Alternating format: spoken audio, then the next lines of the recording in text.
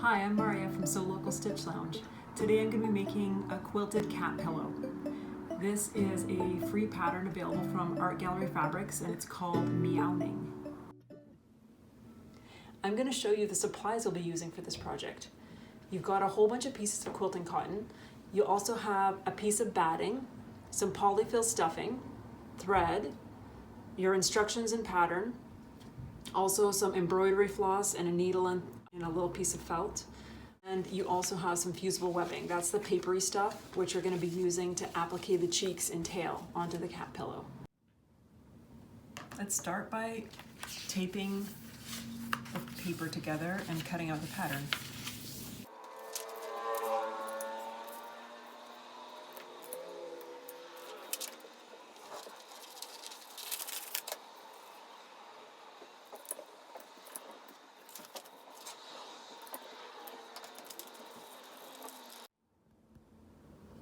Okay folks, we're gonna have a real honest talk about fusible webbing and how confusing it is and how it confused me this week when I gave some of you the wrong stuff.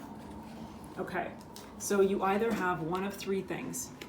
This is called Heat and Bond Fusible Web, and it's a paperback fusible webbing that is used for applique, and this is gonna stick your cheeks and tail onto your cat. This stuff here has a yellow grid on it, and this is called Steam-A-Seam, and it's basically the same as Heat and Bond with some little differences in how you apply it. The last thing you've got is called Stitch, Stick, and Rinse. It is not fusible web. It's not double-sided. It's a water-soluble stabilizer, and it can be peeled off like this. So if you have Stitch, Stick, and Rinse in your kit, then you will be using this in addition to pins or glue to do your applique. No matter what type of interfacing or fusible web you have, you're gonna take your tail and cheek template and trace them onto the paper side. So if you have the yellow grid one, you should see your yellow grid. You need 2 cheeks and 1 tail. So just to keep things very fun, I'm gonna do one of each. This one is Heat and Bond, this is Steam-A-Seam, and this one is Stitch, Stick, and Rinse. It's fun to say. Okay, so let's do the tail first. So choose whatever fabric you want for your tail fabric and cheeks. If you're using Steam-A-Seam 2, you're going to peel the paper. This is not the yellow grid side, but the other side.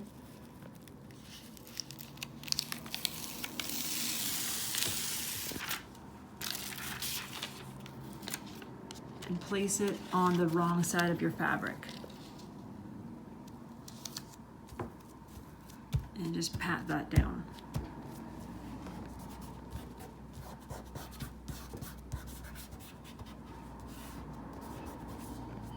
And then we can cut it out.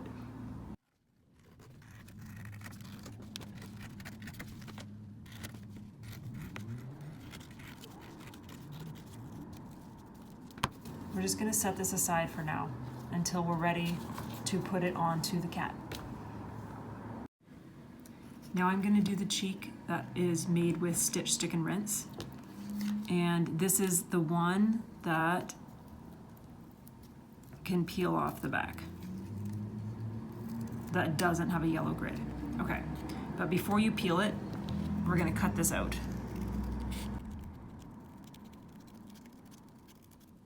And now we're gonna peel it and place it on your fabric.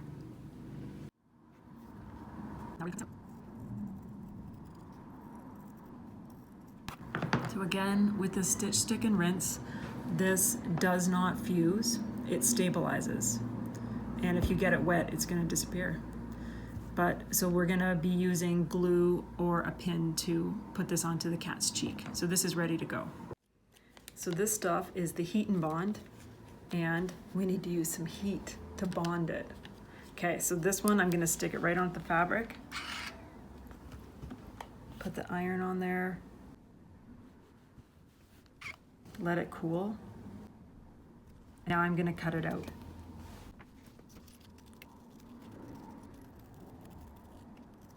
When we're ready to stick this onto the cat, then we'll peel off the back and iron it onto that. Now we're gonna take all our fabric and cut about 10 squares of each one. I'm gonna stack it up to make it easier to cut.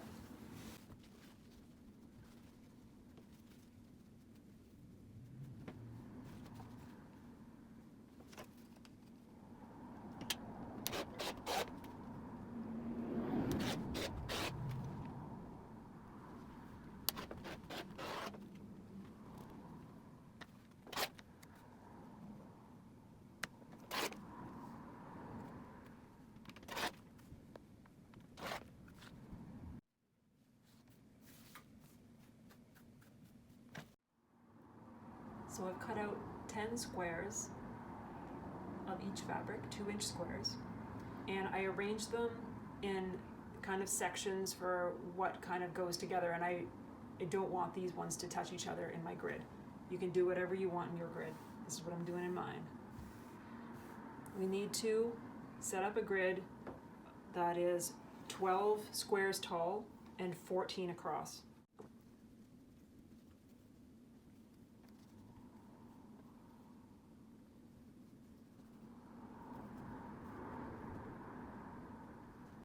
For your second row, you're going to make diagonal rows with each color.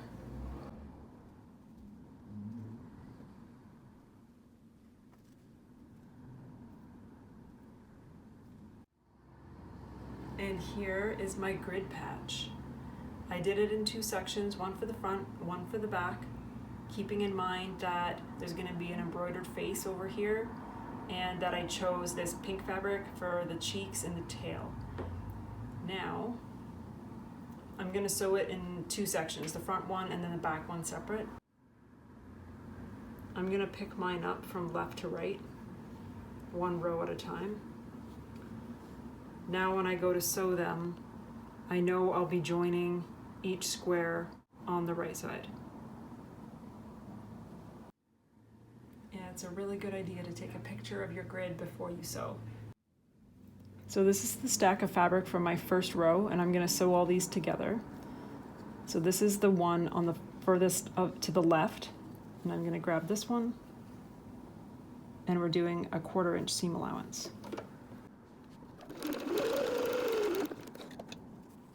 And then I grab the next one.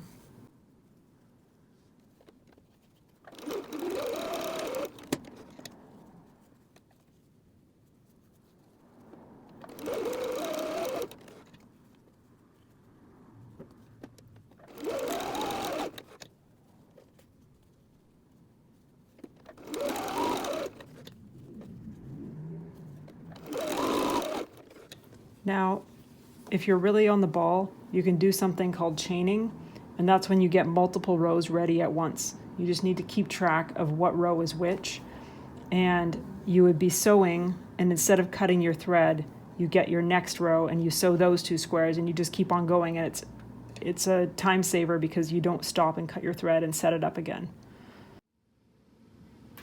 So we've got these all sewn together, and now it's time to iron them. So I'm going to iron the seams to the side. I'm going to switch the side for each row. So the first row, I'm going to push it to the left.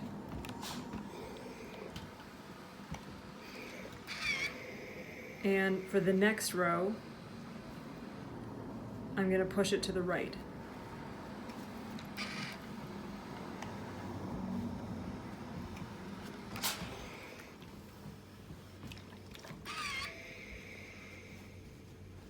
And we'll continue that way all the way down.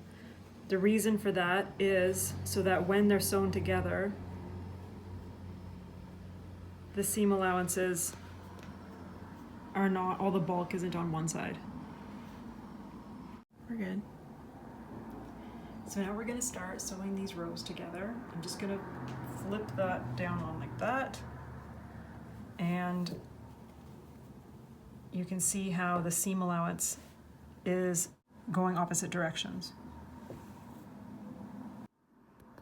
And we're going to continue our 1/4 inch seam allowance. As you get close to each seam, check and see how it's lining up.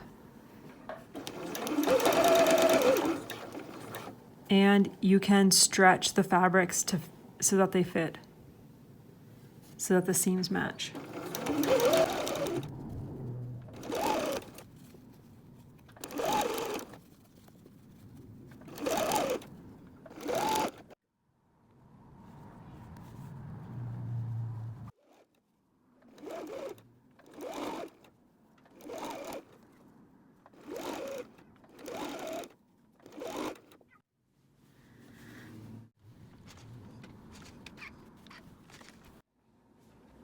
Now we get to cut out a kitty.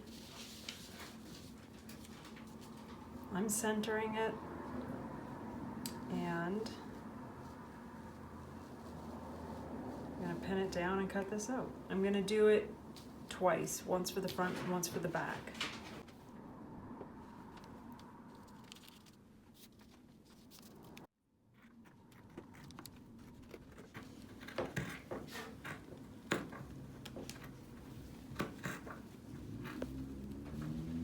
Appropriate, yes.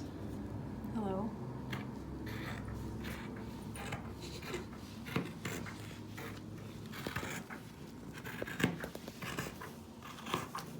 Okay.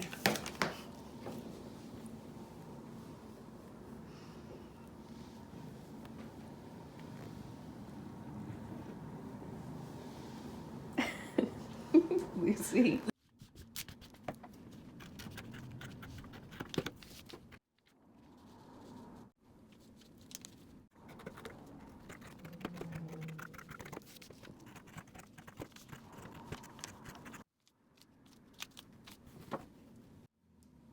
So we're gonna lay the 2 cutout cat pieces on the batting and pin it in place to get ready for quilting. So I don't have a lot of safety pins, I'm just gonna use straight pins.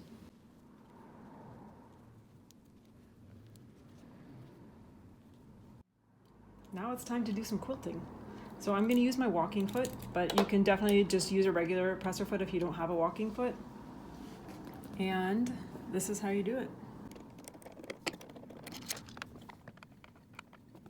So this little arm has to be up, and it rests on the screw bar that holds the needle.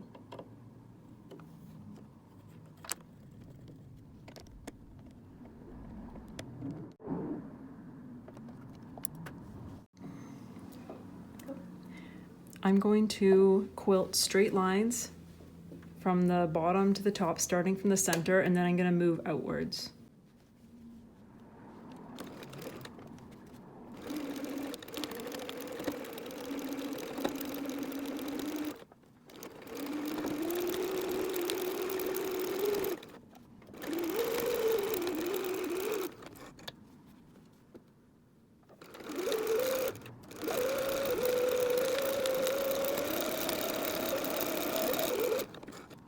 I'm going to vary the distance between each quilting line.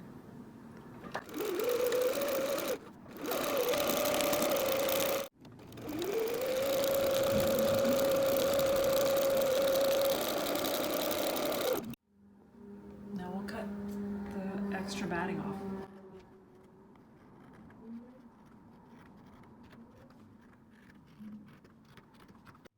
And now we're going to get ready to applique. So I'm going to start with the steam-a seam, the one with the yellow grid.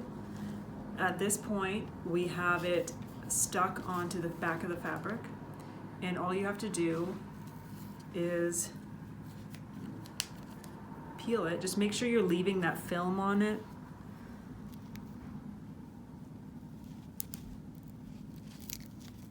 Like that. So you want to have that film stuck to the fabric.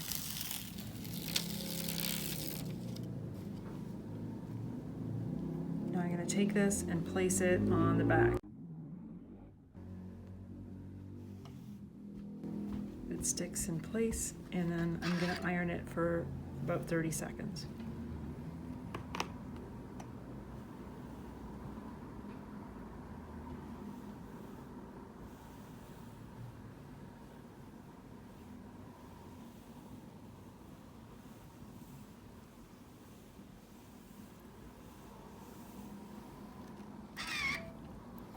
Now if you have steam-a-seam, you'll do the very same process with the cheek pieces, putting them in place on the front. Next we'll do the heat and bond. So this is the one with the paper backing, and I'm gonna peel it off, and it's a bit shiny, and I'm gonna place it on the cheek and fuse that.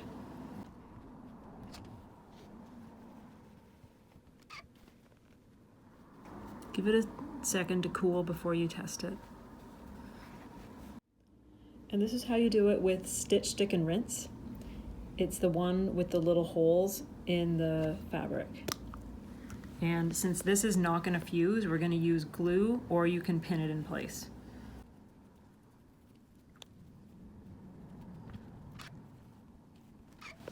Now I'm ready to sew around those appliques.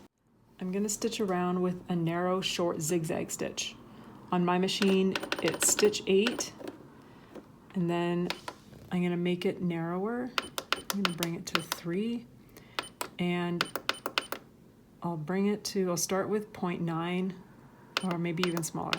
I'm going to start with 0.6 and see how that goes.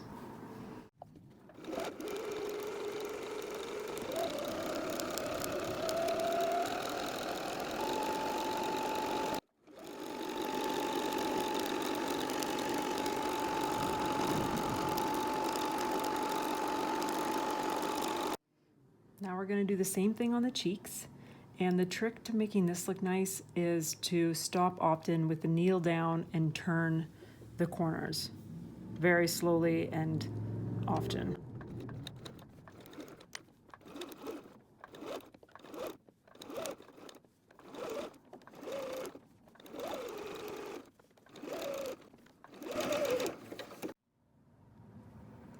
Now we're going to draw the eyes and the nose and mouth on, and whiskers, so that we can embroider. So you can either just freehand this or figure out a way of transferring those marks over. I'm gonna do this just to give me an idea. I'm just putting a pin at the beginning and end of each eye. I thought I was gonna need a white marker. Happens to be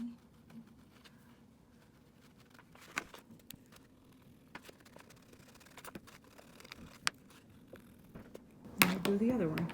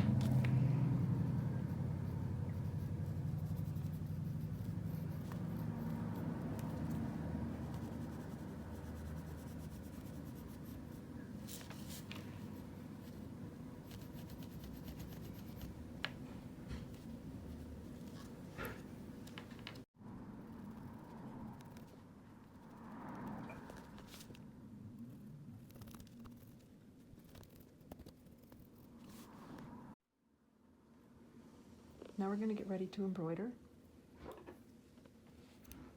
I'm going to cut a length, about the length of my arm, and separate the floss. I'm going to use 4 strands to embroider, but you still have to separate it one at a time, otherwise it gets knotted up. So I'm going to pinch the strand and separate one and just pull that out. And I'll do that 2 times. I'm going to take 2 strands and double them.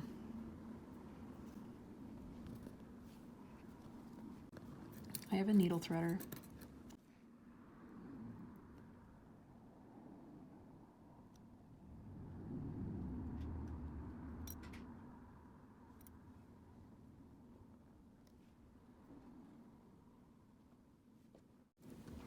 We're going to start with a back stitch on the eyes. So I've got a knot on the end of my strands of floss, and I'm going to bring the needle up a stitch length away from the beginning,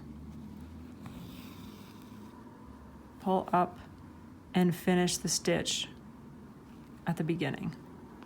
And this is the pattern with the back stitch. You bring the needle up one stitch length away from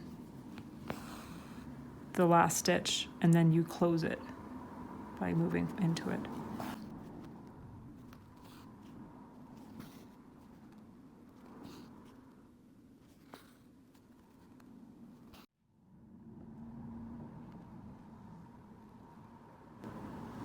Now it's time to sew the two sides together. It even looks cute on the inside.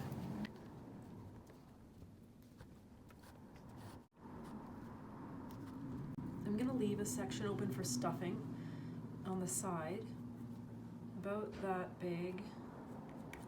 It's much easier to sew up a straight section than a curved one, so. And we're still keeping our 1/4 inch seam allowance.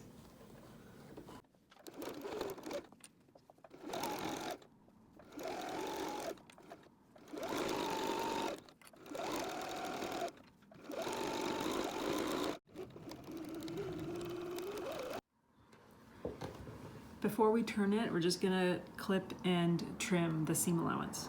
So on an inside corner, you wanna do a little snip, and on an outside curve, then you can trim that seam allowance down just a bit.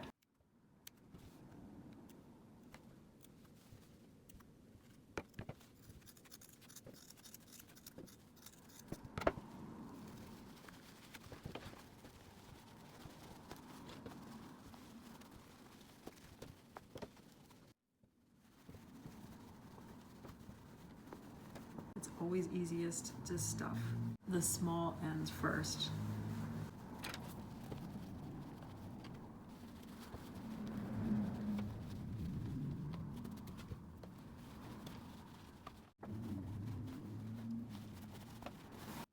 Now we're going to use the ladder stitch to close up the hole. I'm going to fold those seam allowances in. Stick the needle in a little bit before the opening. The knot is securely hidden inside. I'm going to take one stitch,